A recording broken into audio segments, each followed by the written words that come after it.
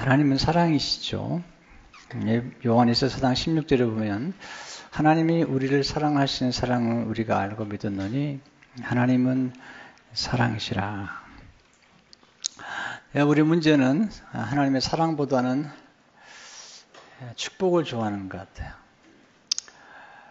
또 하나님의 사랑보다는 내가 지금 직면한 문제를 당장 해결해 줄 수 있는 어떤 능력을 더 좋아하는 것 같아요.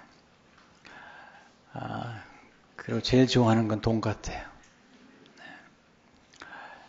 탕자가 집을 떠날 때 아버지의 사랑을 원치 않았어요. 아버지의 돈을 원했죠. 우리 신앙이 미숙해지면 하나님의 사랑보다는 축복을, 그리고 더 깊은 하나님의 사랑보다는 어떤 능력을 더 갈망할 때가 많아요. 아버지는 아들을 사랑했기 때문에 그가 가진 모든 재산을 다 낭비하면서까지도 아들을 사랑하는 것을 보게 됩니다. 바울은 오늘 하나님의 사랑을 정말 넓이와 또 길이와 높이와 깊이를 이야기하면서 하나님의 사랑이 충만하시다, 그렇게 얘기하고 있습니다. 근데 궁금한 게 있어요. 바울이 하나님의 사랑에 대해서 이야기할 때 바울은 지금 하나님의 사랑을 찬양하기에는 좀 불편할 수 있는 환경에 있는 게 분명해요. 감옥이 있잖아요. 사슬에 매여 있잖아요. 로마 옥중은 차갑거든요. 그러나 한 번도 결혼한 적이 없어요. 그 몸은 아직 병들었어요. 육체에 가시라고 그러는데 학자들은 아마 간질이었을 가능성도 많다. 간질. 여러분 간질 아시잖아요. 넘어지면 거품을 품고 쓰러졌다가 일어나는 거죠. 간질. 네. 하도 많이 맞아가지고 그가 60이 되었는데 나 늙은이란 말을 썼거든요. 근데 하나님의 사랑이 뭐길래 그 옥중에서도 그런 기뻐하고 있으며, 하나님의 사랑이 뭐길래 그 옥중에서도 하나님의 사랑을 부여하시다고, 그 사랑이 영원하다고 이렇게 노래하고 있는 걸까요? 아니, 우리는 어떻게 하나님의 사랑을 경험할 수 있을까요? 첫째로 하나님의 사랑은 예수님을 영접할 때 깨달을 수 있어요. 예수님을 영접할 때 영생이 들어오게 되고 하나님의 생명이 우리 안에 들어오는데 그 생명은 사랑의 생명이죠. 그래서 17절은 이렇게 말하고 있죠. 믿음으로 말미암아 그리스도께서 너희 마음에 계시게 하시었고, 사랑을 먼저 얘기하잖아요. 그리스도께서 너희 마음에 계시게 하시고, 그 다음에 너희가 사랑 가운데서 뿌리가 박히고 터가 굳어져서. 우리 교회 다니지만 우리가 좀 썩는 것 같아요. 스스로에게. 내가 교회생 오래 있기 때문에 내가 그리스도인이라고 생각하지만 성경은 예수 그리스도를 영접하지 않으면 아직 그리스도인이 아니래요. 우리가 하나님의 생명을 영접하고 그렇게 함으로써 우리가 본어긴 하는 경험을 하는 거거든요. 우리는 교회 생활 20년, 30년 하고 그리고 교회 직분을 받고 또 심지어는 목사가 된다 하더라도 예수님 영접하지 않으면 아직 그리스도인이 아니에요. 한 목사님이 40년 동안 목회했어요. 은퇴했는데 이분이 전도폭발이라는 곳에 가서 복음을 접하고 예수님 영접한 다음에 그분이 고백했어요. 나는 목사지만 이제 예수님 영접했다고. 우리가 성장하려면 생명이 있어야 성장하잖아요. 씨앗을 뿌려야 성장하는 것처럼, 그리고 어머니의 그 태에 생명이 있어야지 성장하죠. 가끔 드라마 보면 너무 아이를 갖고 싶어하는 여인들이 가상 임신을 해요. 임신이 안 되는데 임신했다고 생각하고 살아가는 거예요. 그리고 배가 불러가는 거예요. 이렇게. 알고 보니까 가짜죠. 교회 다닌다고 다 그리스도인이 아니거든요.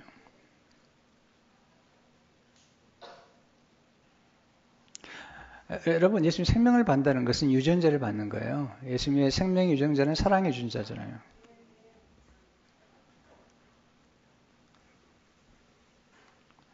제가 딸이 둘인데 두 딸들이 저를 닮았어요. 이유는 간단해요. DNA 때문에 그래요. 특별히 둘째 딸은 아주 크고 납작해요. 아주는 아닌데요. 꽤 납작해요. 그래서 아이가 어렸을 적에는 신자들이 교회 처음 나오신 분도 그냥 알아봐요. 너 목사님 딸이지? DNA 때문에 그래요. 우리가 부모의 DNA를 받게 되면 부모를 닮게 되는 것처럼 예수 그리스도의 생명이 우리 안에 들어오게 되면 그 사랑의 DNA가 우리 안에 들어오게 되잖아요. 여러분 속지 마세요. 스스로 속이면 안 돼요. 가장 나쁜 게 자기 자신을 속이는 거예요. 체하는 사람들, 믿는 체하고 이렇게 기도하는 체하고 신앙생활 아주 잘하는 체하고 오늘 만약에 여러분들이 정말로 예수님을 영접한 적이 한 번도 없다면 반드시 영접해야 돼요. 왜냐하면 부부간에 서로 사랑한다고 부부가 되는 게 아니에요. 서로 사랑하다가 어느 날 서약을 해요. 서약은 아주 간단한 거예요. 그리고 아주 짧은데 그 서약이 끝나면 그리고 예물을 교환하면 부부가 되는 거예요. 그 전까지는 부부가 아니에요. 똑같아요. 교회 나왔지만 여러분 예수님을 영접하고 예수 그리스도를 영접한 증표로서 세례를 받고 그러면 이제 그리스도인이 되는 거죠. 바울이 말하죠. 그리스도의 영이 없으면 그리스도의 사람이 아니라.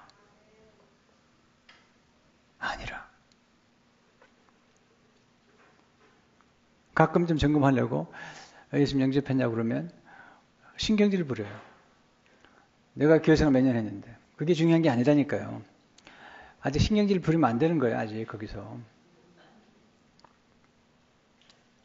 제가 89년도에 교회를 개척하고 미국 교회를 좀 빌려 쓰려고 알아봤는데 잘 안 됐는데 한 곳에 이글락 베프티스트 처치라는 데에 갔더니 그분들이 이제 교회 문을 열어주고 싶어 하셨어요. 그래서 인터뷰를 갔어요.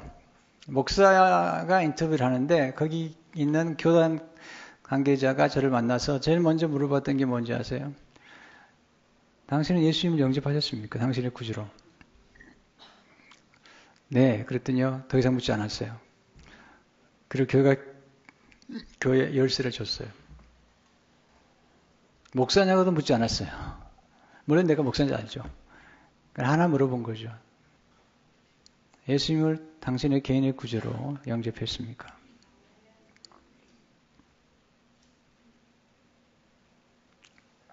스스로가 생각해 봐야 돼요. 여러분이 구원받은 증표를 어떻게 아시죠? 여러분에게 예수 그리스도의 생명의 흔적이 있는 예수 그리스도의 DNA의 흔적이 있는 것인지를 좀 생각해 볼 필요가 있거든요. 여러분의 새로운 갈망이 생겼는지, 하나님의 나라를 향한 갈망, 또 하나님의 말씀을 향한 갈망이 있는지를 점검해 볼 필요가 있는 거죠. 그것을 먼저 해결해야만이 그 다음에 점점 성장이 가능한 거죠. 고로스 2장 6절 보게 되면 그러므로 너희가 그리스도 예수를 주로 받았으니 as you received Christ Jesus as Lord 예수님을 주님으로 받아. 주님이 뭐죠? 우리 주인이라는 거예요. 우리의 생명의 주인이라는 거죠. 저는 어제도 무릎 꿇고 기도해서 하나님 I surrender my life to you 하나님 앞에 그렇게 기도했어요. 네. I belong to you 하나님이 기도했어요. I'm yours. 하나님, 이것이 주제권이라는 거예요. 우리의 생명도, 우리의 재산도, 우리의 재능도 다 하나님 거라고 하는 거죠. 이게 이제 예수님 영접할 때 우리가 하는 고백이잖아요. 두 번째, 우리는 그리스도의 사랑의 터 위에 신앙의 집을 세워야죠. 17절에 보시면 내가 사랑 가운데 뿌리가 박히고 터가 굳어져서 뿌리가 박힌다는 것은 나무의 이미지고요. 터가 굳는다는 것은 건물의 이미지죠. 이 두 가지를 통해서 우리가 그리스도의 사랑의 집을 지어야 되고 사랑의 뿌리를 내려야 된다는 강조하죠. 첫째로 사랑의 토양에 신앙의 뿌리를 내리십시오.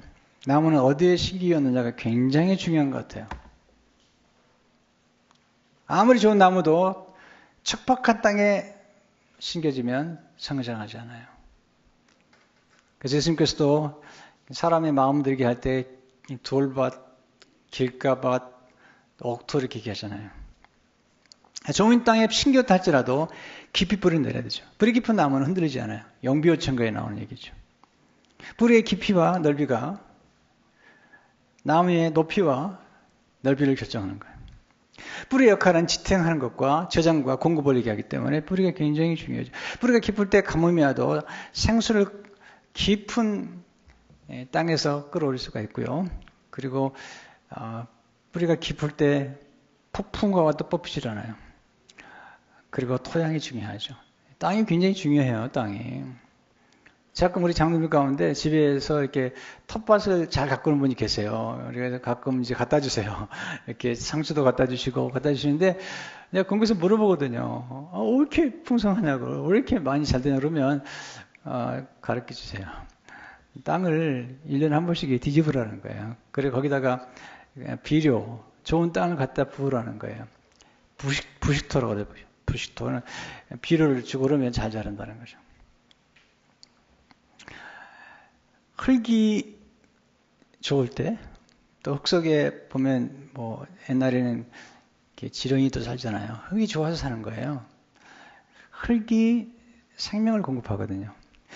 흙이 꽃나무에 힘을 북돋아 주거든요. 이 흙이 뭘까요? 이게 예수 그리스도의 사랑, 하나님의 사랑이라는 거죠. 우리 인간의 영혼은 하나님의 사랑을 공급받아야지 힘을 얻을 수가 있는 거죠. 두 번째, 반석 대신 그리스도의 사랑 위에 집을 건축하라는 거죠. 여러분, 터가 굳어져야 되는데 가장 좋은 건물은 기초가 튼튼한 거예요. 그 기초가 뭐죠? 예수님이시죠. 고린도서 3장 11절을 보게 되면 이 닦아둔 것 외에 능히 다른 터를 닦아둘 자가 없으니 이 터는 곧 그리스도 예수라. 파운데이션. 얼마나 중요한지 모르잖아요. 이 캘리포니아, 특별히 로스앤젤레스는 이렇게 높은 건물이 별로 없어요. 다운타운에 좀 있지만, 왜냐하면 지방이 약해요. 이게 지진대가 지나가거든요. 근데 맨하탄에 가보셨어요? 뉴욕에 가보시면, 120층, 102층, 이렇게 올라가요. 굉장히, 왜냐하면 맨하탄은 다 안반, 반석이 있어요. 우리는 사랑의 기초에서 집을 세워야 돼요. 하나님의 사랑의 기초에서. 어떤 분 사랑보다 능력을 좋아하는 것 같아요. 능력은 마귀도 강력합니다. 파괴적일 수 있습니다. 저는 가끔 부모님 가운데 능력 있는 분들 만나보면요. 가끔 실망스러워요. 이분은 돈이 있어요. 그리고 힘이 있어요. 그런데 자녀들은 사랑하지 않아요. 사랑하는 것 같지 않아요. 돈으로 조종을 해요. 이렇게. 돈으로 컨트롤을 해요.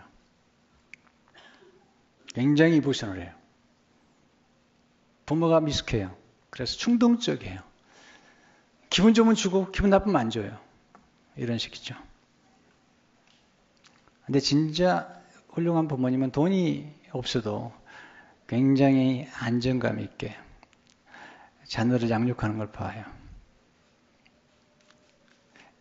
오해하지 마세요. 돈이나 능력이 필요 없다는 얘기 아니에요.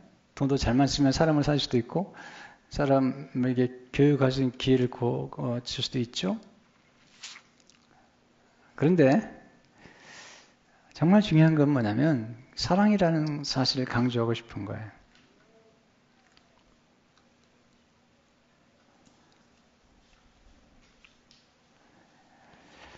능력이 중요하지만 우리가 정말로 신뢰할 수 있는 요소는 사랑에 있다고 보는 거죠. 우리는 부활의 능력을 굉장히 좋아하죠. 그러나 우리는 십자가의 사랑을 좋아하죠. 왜냐하면 사랑만이 우리를 정말 안전하게 만들기 때문이죠. 세 번째, 지식에 넘치는 그리스도의 사랑을 아는 것이 지혜죠. 18절을 보게 되면 너희 모든 성도와 함께 지식에 넘치는 그리스도의 사랑을 알고 그냥 아는 게 아니라 그리스도의 사랑을 아는데 지식에 넘쳐야 된다는 거죠. 바울은 지식을 중요하게 생각했는데 가장 위험한 것은 사랑이 없는 지식이죠. 고린도서 8장 1절을 보면요. 지식은 교만하게 하며 사랑은 덕을 선하니. 지식은 교만하게 하며 사랑이 없는 지식은 아주 위험한 거죠. 그래서 바로 바울이 사랑장에서 고린도서 13장 2절에서 모든 지식을 알고 또 산을 옮길 만한 모든 믿음이 있을지라도 지식도 있고 믿음은 능력이죠. 또 지도력이죠. 사랑이 없으면 내가 아무것도 아니요. I am nothing. 사랑이 없다면. 중요한 것은 사랑을 겸비한 지식이고 사랑을 겸비한 지혜죠. 사랑을 겸비한 능력이죠. 우리가 누가 정말 사랑한다면 지식이 필요해요. 관심을 갖고 그 사랑하는 데서 알아가는 것처럼 우리가 하나님을 정말 알고 하나님을 사랑하려면 하나님이 어떤 분인가를 알아가고 또 알수록 깊이 사랑할 수가 있고 또 사랑하는 만큼 알 수 있는 거죠. 오늘 바울은 하나님의 놀라운 사랑을 경험한 사람이죠. 그런 사랑에 대해서 이렇게 19절을 보게 되면 그 넓이와 요즘은 너비라고 그러죠. 길이와 높이와 깊이가 어떠함을 깨달아. 하나님 모든 충만하신 것으로 너에게 충만하게 하시기를 구하노라. 예, 그런 사랑이 하나님의 사랑의 넓이를 알았고 길이를 알았고 높이를 알았고 깊이를 알았던 거죠. 이게 무슨 뜻이죠? 넓이와 길이와 높이와 깊이가 뭘 의미하는 거죠? 첫째로 하나님의 사랑의 너비를 깨달아야 되는데 만민을 위한 풍성한 사랑이죠. 하나님의 사랑의 품이 넓어요. 그래서 모든 만민을 품고 품지 못할 죄인이 없어요. 창세기 20장 18절 보게 되면 또 내 씨로 말미암아 천하 만민이 복을 받으리니 이는 내가 나의 말을 준용하였음이라 하셨다 하니라. 교회는 만민을 품을 수 있는 바다와 같아요. 바다는 가장 낮은 곳에서 큰 고기 작은 고기 심지어는 오물까지도 품고 그걸 정화시키잖아요.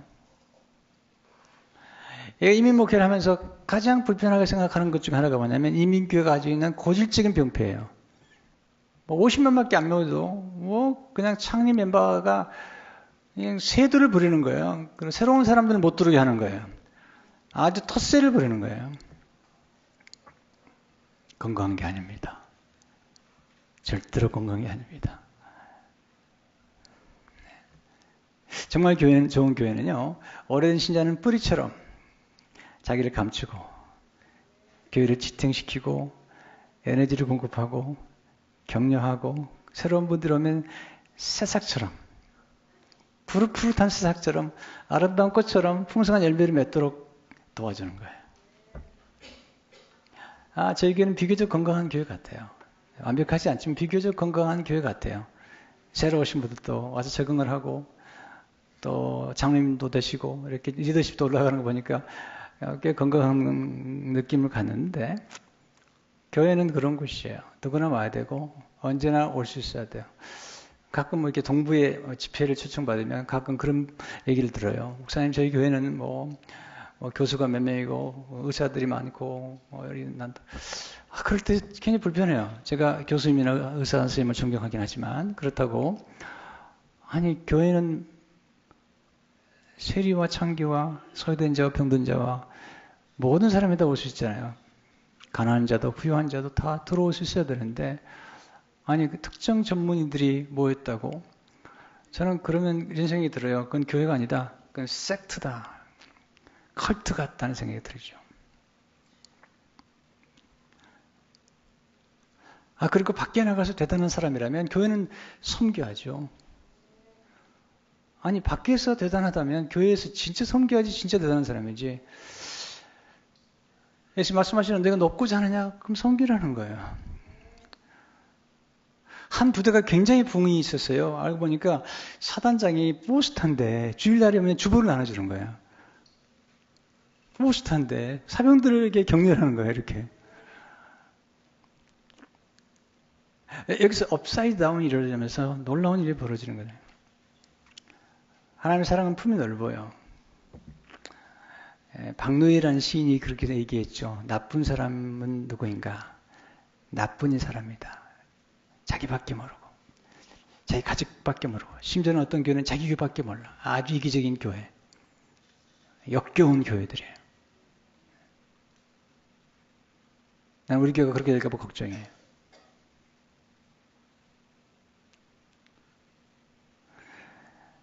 마음이 얼마나 작으면 다른 사람이 들어올 틈이 없을까요? 말 조심하셔야 됩니다. 저 사람 내 마음에 안 든다고. 마음에 안 든다면 무슨 말인지 아세요? 내 마음에 들어올 만큼, 들어오지 못할 만큼 내 마음이 작다는 거예요. 아멘 안 하시는데요. 하여튼 그러시면 안 돼요. 아멘. 마음이 좀 넓어져야 돼요. 교회도 좀 넓어져야 돼요. 그래서 좀 품어야 되거든요. 두 번째, 하나님의 사랑의 길이를 알아죠. 영원하다는 거죠. 오래 가는 거예요. 영원한 거죠. 창세전부터. 에베소 1장 4절에 보니 그 창세전에 그리스도 안에서 우리 택하사 그리로 사랑 안에서 그 앞에 거룩하고 흠이 없게 하시려고. 에레미야 30장 3절을 보시면 내가 영원한 사랑으로 너를 사랑하게 해. 이런 사랑이 진짜 안심하죠. 근데 사람들의 사랑은 안심할 수가 없어요. 왜냐하면 다 유효기간이 짧아요.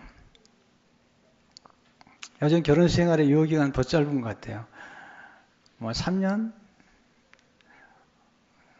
가장 놀라운 것은 신혼여행 갔다가 돌아오면서 끝내버리는 사람들이 있어요. 대단한 사람들입니다. 대가리가 단단한 거예요. 사랑이 뭔지도 모르는 사람들이에요.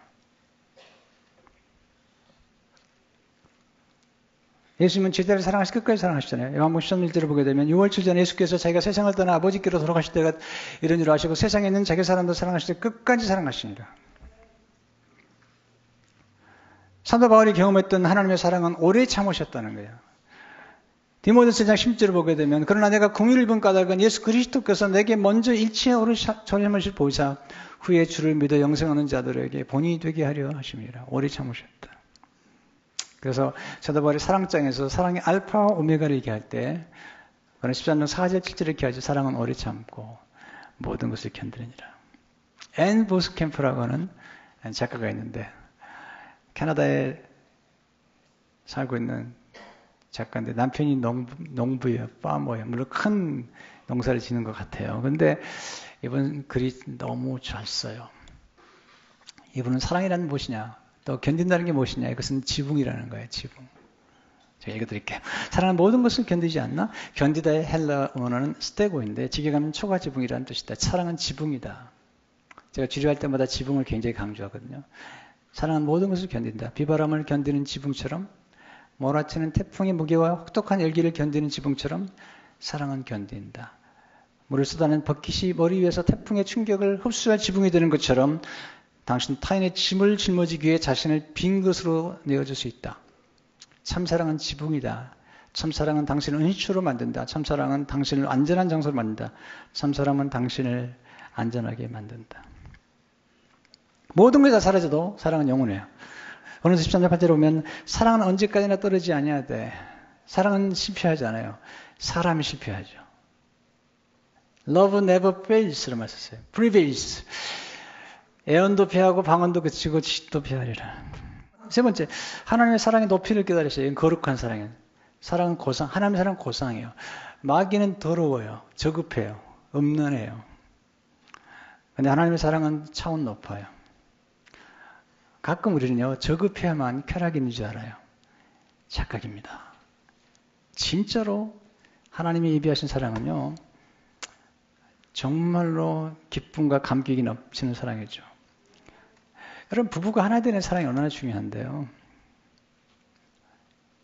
사랑의 높이가, 부모의 사랑도 높다고 그러잖아요. 하나님 우리를 그렇게 높은 대로 부르셨죠. 에베소 2장 5절을 보게 되면 허물로 죽은 우리를 그리스도와 함께 살리셨고 너희는 은혜로 구원을 받는 것이라. 또 함께 일으키사 그리스도의 손에서 함께 하늘에 앉으셨다. 우리를 높은 차원으로 이끄셨어요. 또 우리를 아름답게 만드셨죠. 에베소 5장 17절 보게 되면 자기 앞에 영광스러운 교회를 세우사 티나 주름 잡힌 것이나 이런 것들 없이 거룩하고 흠이 없게 하려 하시면. 여러분, 저속한 게 얼마나 나쁜지 아세요? 그리고 더러운 게 얼마나 나쁜지 아세요? 그러나 진정한 사랑은 아름다운 것이죠. 우리에게는 에로스의 사랑이 필요해요. 요즘 세상이 에로스의 사랑을 너무 저급하게 만들었는데 원래 헬라 사람들에게 에로스는 굉장히 차원 높은 사랑이에요. 거의 아가페에 가까운 사랑이에요. 우리 인간은 육신의 몸을 입고 태어났기 때문에 영적인 사랑만으로 살아갈 수 없어요. 플라토닉한 사랑만으로는 살아갈 수 없어요. 하나님 아담을 만드셨는데요. 아담이 행복하지 않았어요. 하나님과 교제했는데 행복하지 않았어요. 영적으로는 행복했는지 모르지만 그런 몸을 가지고 있을 때 행복하지 않았어요. 우리 인간은 육신을 입고 있기 때문에 결혼하든지 아니면 우정을 나누든지, 예수님도 결혼하지 않으셨지만 우정을 나누셨고 제자들과 사랑하셨잖아요. 바울도 마찬가지잖아요. 어린 인간의 몸이 있기 때문에 반드시 육신적으로 접촉하는 사랑이 필요한 거예요. 에로스의 사랑은 굉장히 중요해요. 왜냐하면 에로스의 사랑이 없이는 결혼을 할 수 없어요. 사람의 사람에 끌리는 것은 에로스적 사랑이기 때문이에요. 또 에로스의 사랑을 통해서 자녀가 태어납니다. 여러분, 생명이 태어난 건 거룩한 거 아니겠어요? 또 하나님께서 남자와 여자가 하나가 됐을 뿐 아니라 가장 영적인 연합에 복용할 수 있는 그런 판타지를 경험할 수 있도록 해준 것이 부부간의 사랑이잖아요. 제가 우리 이제 젊은 커플들을 결혼 주례할 때마다 늘 강조한 게 뭐냐면 에로스의 사랑을, 로맨틱한 사랑을 평생 동안 유지할 수 있다면 그것은 사랑의 기술을 아는 거라는 거예요.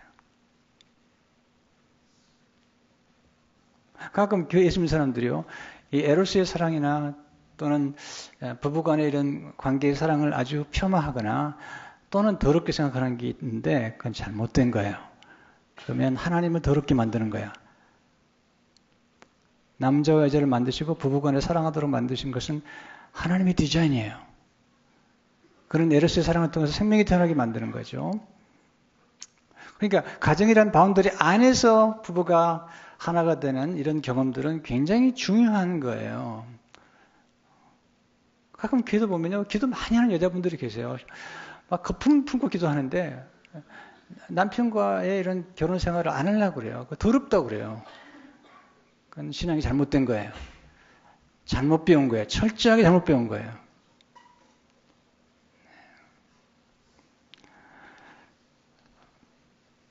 물론 에로스의 사랑만 가지고는 살지 못해요. 영적인 존재이기 때문에. 그래서 하나님과 우리가 우정을 맺게 되고 하나님과 영적인 깊은 교제가 필요해요.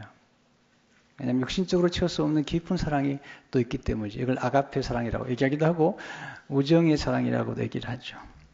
C.S. 루이스가 이런 얘기 있어요. 에로스는 인간의 몸뚱이를 드러내지만 이걸 결코 나쁘다고 생각하지 마세요. 아담과 하와가 서로를 바라보면서 벌거벗었으나 그도 너무 기뻐했거든요. 우정은 인간의 됨됨이를 드러낸다. 에로스는 뜨거운 사랑이죠. 젊은이의 사랑은 뜨겁잖아요. 정말 감동적이에요. 그런 어른들의 사랑은 더 아름답다. 팜 브라운 이렇게 얘기했어요. 아주 젊은 사람들의 사랑은 감동적이다. 나이가 지극한 사람들 간의 사랑은 영광스럽다. 글로리어스한 아름다운 거죠. 젊은 사랑은 뜨겁죠. 그러나 나이가 이제 부부가 살아서 40년, 50년을 보내고 60년을 보내고 그리고 머리가 하얀 채로 두 사람이 손을 잡고 가는 거 보면요. What a glorious love. 영광스러운 사랑이라는 거죠. 저도 나이가 들어가는데요.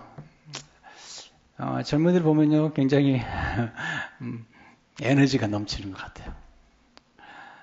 근데요. 돌아가고 싶지 않아요. 힘들었거든요. 이게.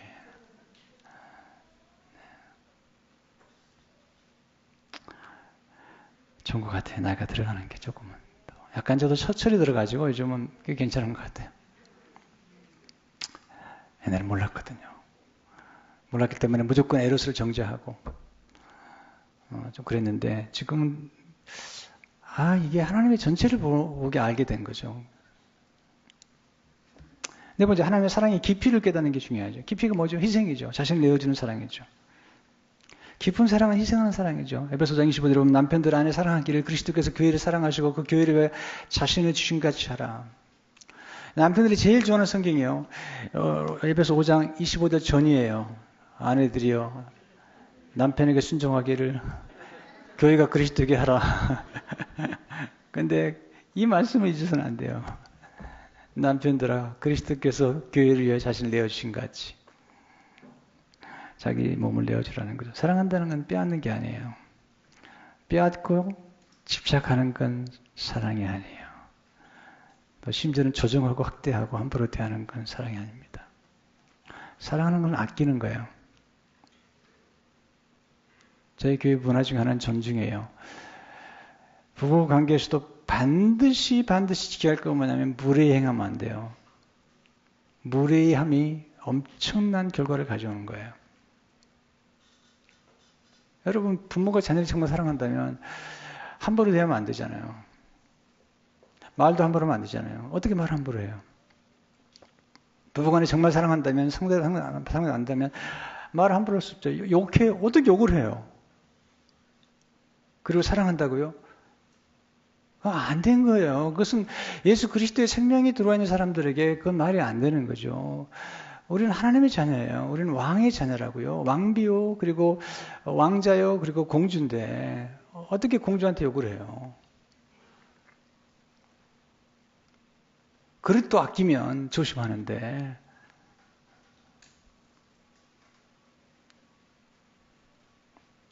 사랑한다는 주는 거잖아요. give, 용서하는 거 forgive.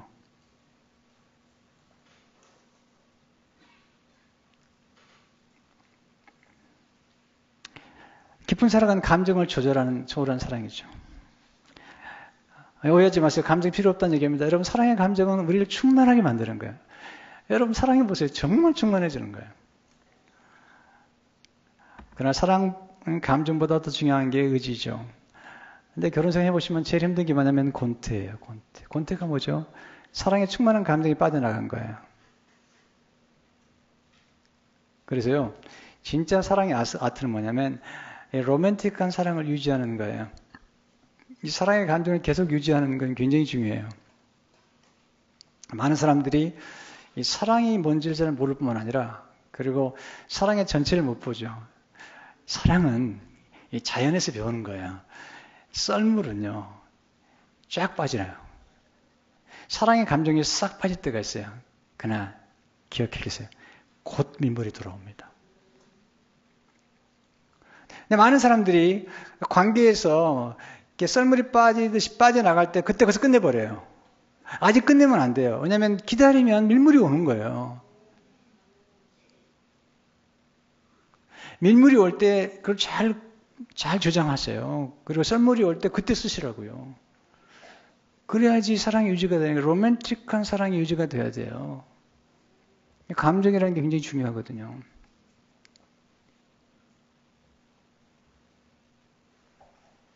근데 문제는 감정이 믿을 수 없다는 거죠. 쉽게 바뀐다는 거죠. 그러니까 진정한 사랑은 감정을 소중히 여기면서도 감정을 초월하는 의지적인 사랑이죠. 스카페기에 말하죠. 진정한 사랑은 감정지기보다는 의지인 것이다. 참으로 사랑하는 사람은 사랑하고자 하는 의지를 지녔기 때문이다. 이러한 사람은 사랑하는 느낌이 없어도 사랑하고자 하는 의지와 행동은 있을 수 있으며 있는 그대로 실천할 것이다. 사랑하는 사람은 사랑의 느낌으로 행동하는 것을 때로는 억제할 수도 있어야 한다. 어떤 분은 너무 감정이 좋을 때는 막 사랑하고요. 모든 거 다 줘요. 그리고 나중에 식어버리면 그냥 확 꺾어지는데 감정이 충만할 때도 적절하게 조절해야 돼요. 주는 것도 지혜롭게 줘야 돼요. 요새 보세요. 7년 동안 풍년이 들었잖아요. 7년 흉년에 나눠줘야 되는데 첫 해에 다 줘버릴 수도 있거든요. 인간은 탐욕스럽기 때문에 7년 동안 먹을 수 있는 음식도 다 먹어버리는 게 인간이에요. 동물은 배부르면 절대로 먹지 않습니다. 인간은 배 터져라고 먹고 오버히트 하면서 먹는 사람들이에요. 무조건 주는 게 사랑이 아니죠. 적절하게 주는 거예요. 깊은 사랑은 우리가 원하는 것보다 우리가 필요한 것을 주는 사랑이죠. 사도행전 9장에 보게 되면 거린이 나오는데 이 거린은 이 홈레스는요 거기다가 걷지도 못해요. 그러니까 돈을 달라는 거죠. 그 사람이 원하는 건 돈이었지만 그 사람이 필요한 것은 걷는 거예요. 그리고 그 사람이 필요한 것은 하나님을 만나는 거예요. 베드로가 얘기하죠. 사도행전 3장 7, 8절에 보면 베드로가 이르되 은과 금은 내게 없거니와 내게 있는 것을 이것을 내게 주노니 나사렛 예수 그리스도의 이름으로 일어나 걸으라 하고 오늘 잡아 일으키니 발과 발목에 곧 힘을 얻고 뛰어서서 걸으며 그들과 함께 성도로 들어가면서 걷기도 하고 뛰기도 하며 마지막에 말하니 하나님을 찬송하니.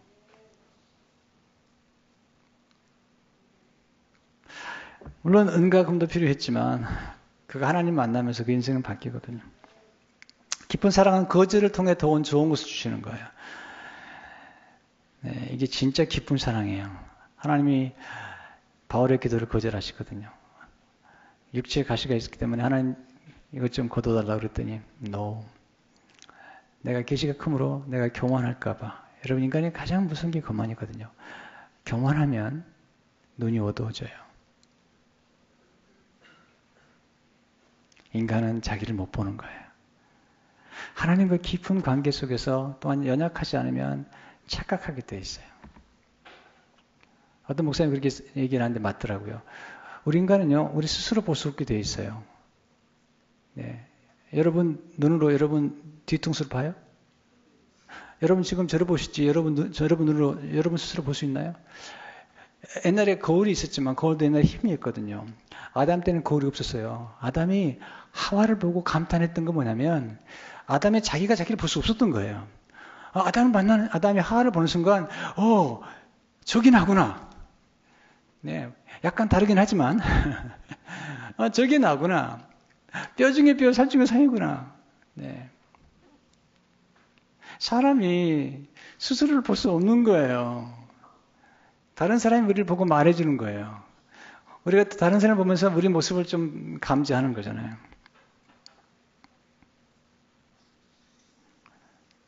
여러분, 어린아이들이 총 달라고 주면 되겠어요? 그건 사랑인가요? 가끔 부모님들이 맹목적으로 사랑해요. 사랑은 지혜로워야 돼요.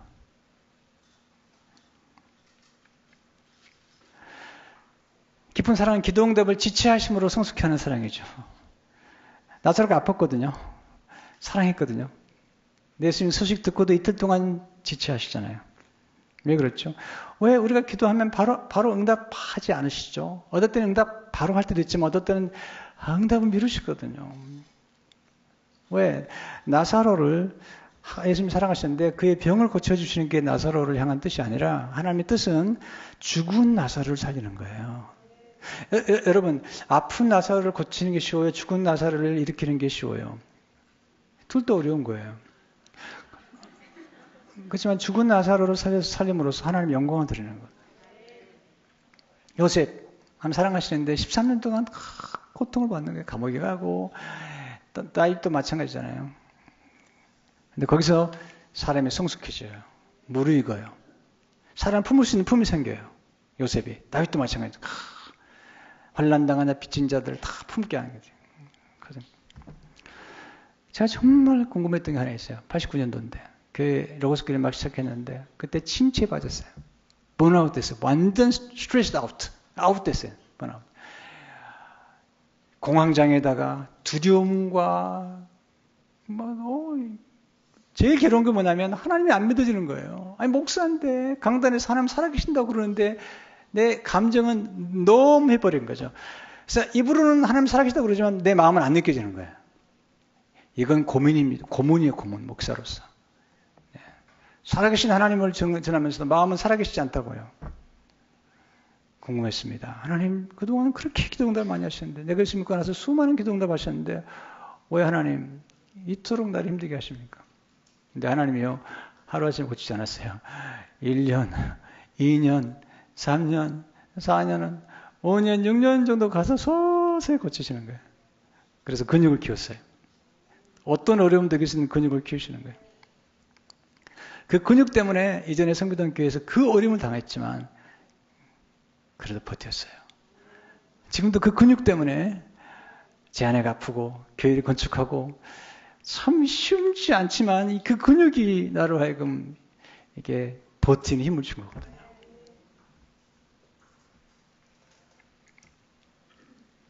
여러분 깊은 사랑은 모든 것을 합력하여 선을 이루시는 사랑이죠. 모든 것을 합력하여 로마서 8장 18절에 되면 우리가 알거니 하나님 사랑하는 자 그 뜻대로 부르심 자에게는 모든 것이 합력하여 선을 이루라. 이게 우리 상처도 가끔 이제 성도들 만나면 상처를 받은 분이 계세요. 뭐 교회에 상처를 받은 분도 있고, 뭐 관계에 상처를 받는 그냥 그 얘기 딱 문을 닫아버립니다. 이제는 더 이상 사람들 안 만난다고. 그 위험한 겁니다. 상처는 굉장히 중요하고 필요합니다. 이걸 깨닫는 게 깊이에요. 로마 11장 17절에 보면 접붙임이 나오죠. 또한 같이 안마가 꺾였는데 돌감람나무인 내가 보세요. 돌감람나무는 별로 좋은 게 아니에요. 근데 참 감람나무와 접붙임을 받으니까 이 돌감람나무가 참 감람나무의 진액을 받아가지고 참 감람나무가 돼버리는 거예요. 이게 접붙임이에요. 지난주에 집사님 한번 만났더니 저한테 목사님 접붙임에 놀랍다는 거예요. 접붙임 했더니 나중에 그 가지가 풍성한 열매를 맺는다는 거죠. 여러분, 접붙임을 위해서 반드시 상처가 필요해요. 상처를 만들어서라도 예수님이 십자가에서 상처를 받으셨거든요. 그 뼈가 어지러진 거예요. 여러분, 인대만 좀 나가도요. 여러분, 걷기 힘듭니다. 근데 양쪽 팔에, 손에, 어떤 팔이라고 하는데요. 그게 대못 박혀보세요. 그건 뼈가 으스러져 버린 거예요. 그 고통받으신 거죠. 옆구리가 찔렸는데 거기서 그 상처로부터 피가 쏟아져서 우리를 구원한 거거든요. 우리 예수님은 우리의 신랑이세요. 신랑과 신부가 하나 되려면 상처와 상처가 연결돼가지고 접붙임 받는 거예요. 자니 아리슨 타다라는 분인데 이분 다이빙 선수였는데 잘못해가지고 완전히 못 빼놓고 다 반신 아래를 못 쓰게 됐어요. 하나님 기도했죠. 근데 반신 불수를 고치신 건 아니라 그 약한 가운데 엄청난 일 부어주셨어요. 그래가지고 수많은 사람들 구원하고 또 좋은 남편을 만나고 상상을 초월한 일이 벌어진 거죠. 그분은 예수님과 연합을 하려면 상처가 필요하다. 예수님의 상처와 우리 상처가 연합될 때 접붙임이 일어난다는 거예요. 이렇게 기록하고 있습니다. 알다시피 접붙이는 것은 나무와 나무까지 상처를 내지 않으면 불가능한 일이다. 만일 그 수술을 할 때 나무와 인터뷰를 하셨다면 중심부가 잘리고 낯선 적과제를 자기의 살 속으로 받아들여야 한다는 사실이 다가오지만 않았을 것이다. 하지만 나중에 여름이 되어 세 가지의 풍성한 열매들이 주렁주렁 열리면 곧 생각이 바뀔 것이다. 상처가 필요해요. 네, 그 상처가 우리를 축복되게 만들죠. C.S. 루이스는 말하죠. 사랑한다는 건 그 자체로 상처받기를 허락하는 것이다. 뭘 사랑하든 분명 가슴이 미어질 것이며 심지어 부서질 수도 있다는 거죠. 하나님의 충만한 사랑은 부서짐을 통해 주어지죠. 이게 원리예요. 자연을 배워야 돼요. 여러분, 씨앗 심잖아요. 씨앗 껍질이 부서져야 돼요. 그래야 가서 풍성한 생명이 나와요. 떡을 만들려면 고운 가루가 부서져야 돼요. 오병이어에 떡을 나눠줄 때 떡을 찢었어요. 그때 풍성해졌어요. 우리 삶을 행복하게 만드는 것은 그리고 진정한 기쁨은 나눔에 있어요. 엉켜지면 행복하지 않아요. 여러분, 사랑을 베풀어야 돼 관심이 가는 거예요. 교회도 보면요, 헌신하고 헌금하는 분들이 관심이 많아요. 왜? 사랑을 했기 때문에. 여러분, 아이가 태어날 때도 마찬가지예요. 양수가 터져야 돼요. 찢겨지는 거죠. 그렇지 않으면 생명이 태어나지 않아요. 예수님 십자가 돌아가실 때 휘장이 찢어졌죠. 그게 예수님 육체라고 그러잖아요. 그래야만 우리는 하나님의 은혜의 보좌 앞에 들어갈 수 있는 거예요. 사랑한다는 것은 내어줌이고 나눔이고 드림이죠. 에베소서 2절에 보면 그리스도께서 너희를 사랑하신 것 같이 너희도 사랑 가운데로 행하라. 그는 우리를 위하여 자신을 버리사 향기로운 제물과 희생제물로 하나님께 드리셨느니라. 엄마가요, 아이들 낳고 그렇게 기뻐하잖아요. 산통을 아껴 낳았는데 이게 사랑의 기쁨이에요. 이게 찢어졌는데, 나눠졌는데 거기서 놀라운 행복을 경험하는 거예요. 지난 주간에 집사님 한 분이 제가 개인적으로 한 번도 대화 나눈 적이 없는데 건축 공부를 했어요. 내가 전화하지 않고 그냥 감사의 텍스트를 보냈어요. 고맙다고. 지금 진짜 이 마지막 고비 굉장히 힘든데 이렇게 도움을 주셔서 감사하다고. 근데 하루 지나고 답신이 왔어요. 목사님, 제가 오히려 감사합니다. 그러면서 처음으로 목사님께 알려드리는데 제가 감사하는 걸 좀 대화하겠습니다. 제가 감사하는 텍스트를 읽고 많이 감동을 받았어요. 연락을 드렸어요. 집사님, 이걸 교인들에게 나눠도 될까요? 했더니 이름을 밝히지 않는다면 나눠주셨습니다. 이제 이 집사님이 우리 교회에서 건축을 시작하기 전에 컴패션이라고 하는 어린이들을 우리가 서포트하는 걸 했잖아요. 광고를 하고 캠페인을 벌였는데 마음속에 부부가 4명 정도 하면 좋겠다 생각했다가 계속 광고를 하는 걸 보면서 굉장히 의미 있다는 것을 알고 6명으로 시작을 했어요. 하나님 은혜를 주셔서 점점 늘어가기 시작했어요. 지금 18명을 하고 있어요. 근데 이분이 이제 아이들 크리스마스 때나 생일 때 50불씩 또 이렇게 체크해서 보냈는데 한 번은 우간다에서 연락이 왔더래요. 50불 생일 선물로 받은 그 어린아이가 예쁜 드레스를 입었고, 그리고 50불로 산 케이크와, 그리고 음료 상자 한 박스와, 그리고 어린 염소. 왜냐하면 그 나라에서 염소가 중요하거든요. 왜냐하면 염소에서 젖을 먹을 수 있기 때문에 어린 염소. 그리고 암탉 한 마리. 왜냐하면 암탉이 계란을 주기 때문에. 그러면서 그렇게 행복한 모습으로 가족들이 사진을 찍어서 보낸 거죠. 집사님이 그걸 받고 울었답니다. 울었답니다. 움켜쥐는 게 행복한 게 아니잖아요. 나눔으로 행복해지는 거거든요. 제가 지난 주간에 저희 교회 건축하는데 이렇게 도움을 주셨고 또 가끔 헌금해 주시는 분이 계셔서 저희 교회는 안 나오시는 분인데 제가 진짜 감사를 표현하러 갔어요. 진짜로요. 뭐 교회 건축 헌금 더 해달라는 얘기를 하는데 진짜로 감사하러 갔는데 이분이 그런 간증을 하는 거예요. 목사님 제가 간증해야 돼요. 그런 간증을 하시는 거예요. 이제는 성비동 교회에서 영상과 음향을 통해서 젊은이들을 더 많이 데려오기 위해서 50만 불 모금하는 캠페인이 있었거든요. 근데 이분이 정말 가난했대요. 정말 가난했대요. 근데 부부가 고민하다가 약속을 하자고 그래가지고 10,000불 약속했대요. 정말 큰 돈이었대요. 그래서 한꺼번에 할 수가 없어서 1,500불 나눠가지고 한 6개월은 했대요. 그렇게 하면서 11조를 하는데 이게 버겁더래요. 네 분이 약간 성격이 좀 칼칼한 데가 있는데 버겁더래요. 그래서 신경질이 나더래요. 여러분도 가끔 나죠? 교회 생활하다 보면. 근데 끝까지 헌금을 마쳤는데 그 뒤로 사업의 문이 점점 열리더니 사업이 잘 안 되고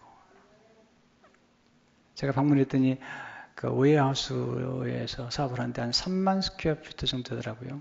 우리 교회가 이번에 47,000개에서 3만 꽤 크더라고요. 물었습니다. 이거 리스 하신 거냐고 그랬더니 목사님 샀어요. 몇 년 전에. 샀는데 한 3배에 올랐어요. 여러분 지금 3배 올랐다는데 관심 가지면 안 돼요. 그게 중요한 게 아니에요. 어렵지만 드리고 나눴던 것들이 주는 그 열매에 대한 얘기를 하고 있는 거예요. 그래서 대화하는 중에 이제 그동안에도 많이도 섬겨주셨어요. 네. 이번에 한 10만 불 하셨거든요. 그래서 고맙다고. 그랬더니 목사님 제가 조금 더 할게요. 마지막 고비 같은데 조금 더 할게요. 정말 부탁을 한 게 아니었어요.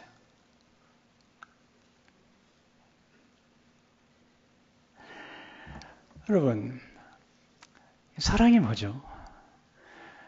사랑이 뭐죠? 사랑을 배워야 되는 거죠, 우리가. 예수 그리스도께서 우리 안에 들어오셔서, 예수 그리스도께서 우리 안에 들어오셨을 때 그 사랑이 우리 안에서 compelling us, 우리를 움직이는 거잖아요. 하나님의 사랑에서 우리를 끊을 적 없다는 거죠. 사람들의 사랑은 유한한 것입니다. 그러나 하나님의 사랑은 영원합니다. 영원한 사랑에 기초할 때 행복한 겁니다. 성도 여러분, 하나님은 자기 아들을 내어주신 거예요. 예수님 몸 전체를 주신 겁니다. 그리고 상처를 통해서 우리에게 생명을 공급해 주신 겁니다.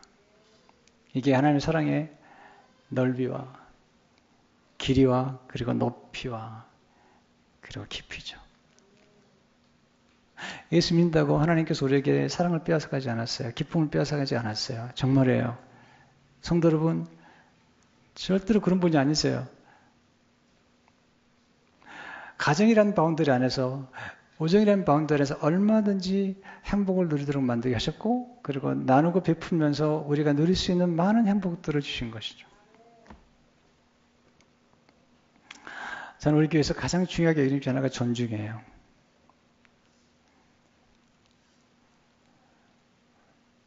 그래서 언어가 중요합니다.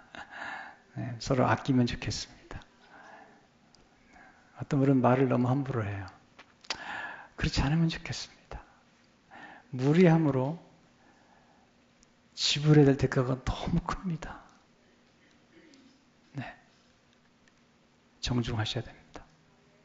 우리는 크리스찬들입니다. 우리는 커터시, 이게 굉장히 중요한 겁니다. 왜냐하면 예수님께서 우리를 함부로 대하지 않으셨죠. 하나님 뭐라고 말씀해? 너는 나의 보배다.